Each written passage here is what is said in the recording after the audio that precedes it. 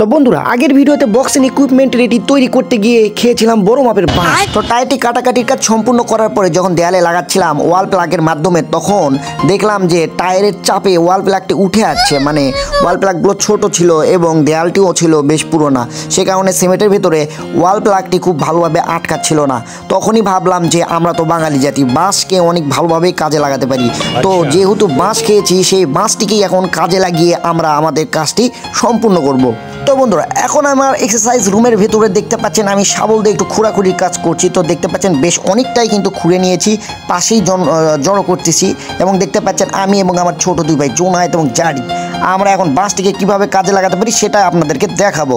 তো বন্ধুরা প্রথমে দুইটি বাঁশ নিয়েছি এবং একে অপরের পাশাপাশি বেঁধে নিয়েছি এবং বেঁধে নেওয়ার পর টায়ার ঠিক এইভাবে, তো দেখতে পাচ্ছেন যেভাবে দেয়ালে লেগে থাকার কথা ঠিক সেইভাবে টায়ারটিকে ধরে এখন আমরা এই দড়ির মাধ্যমে খুব শক্ত করে বাঁধবো এবং যতটা সম্ভব টাইট করার চেষ্টা করব।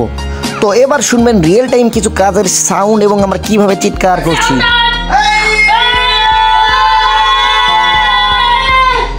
তো চিল্লাচিল্লি করে গালা ভেঙে টাইট দেওয়ার পরে এখন আমরা গর্তের ভিতরে বাঁশ দুটিকে রাখবো এবং দেখবো যে সঠিক মাপে টায়ারটিকে বাঁধা হয়েছে কি হয়নি।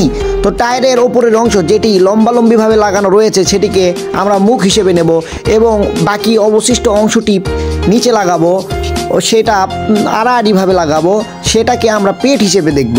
তো বন্ধুরা বক্সিংয়ে কিন্তু 4 রকমের পাঁচ থাকে, jab, cross, upper cut and hook.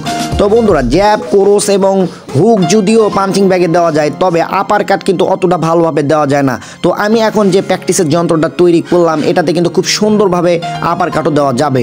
তো বন্ধুরা এখন ভাবছেন যে বাঁশটির গোড়াতে এইরকমভাবে আমি পলিথিন কেন পেঁচিয়ে দিয়েছি। তো বন্ধুরা এটা হচ্ছে কি শিক্ষা, পুরোনো শিক্ষা এবং অভিজ্ঞতার থেকে দিয়েছি। তো এই বস্তাটাও আমরা উপর দিয়ে দেবো এবং টেপ দিয়ে পেঁচে নেব, কারণ আমরা যদি বাঁশটিকে সরাসরি মাটির ভিতরে পুঁতে রাখি বা মাটি চাপা দেই তাহলে কয়েক মাসের ব্যবধানে বাঁশটি নষ্ট হয়ে যাবে ঘুণে ধরে। তো এইভাবে যদি আমরা প্লাস্টিক লাগাই তাহলে প্রায় বেশ কয়েক বছর পর্যন্ত চলবে, তাও বাঁশে ঘুণ ধরবে না বা আর অতি পরিচিত উই পোকাও ধরবে না। তো বন্ধুরা আমরা সকলেই জানি যে পলিথিন পচতে কতশো বছর সময় লাগে।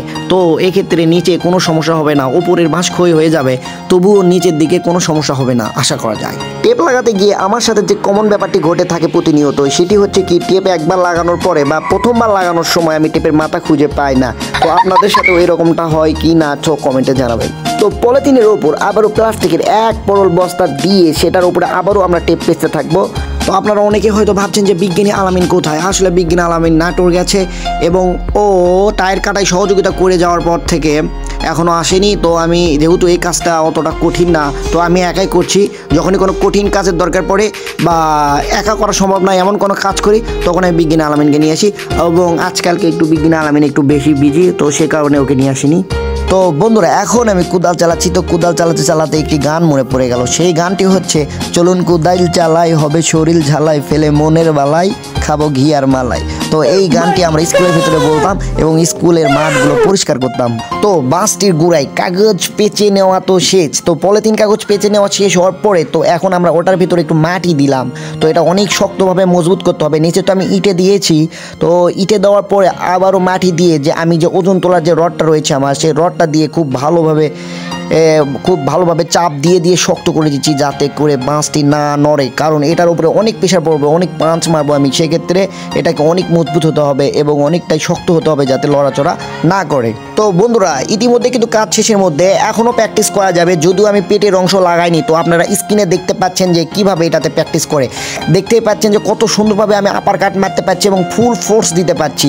Don't forget to subscribe and to be a part of our RBT family.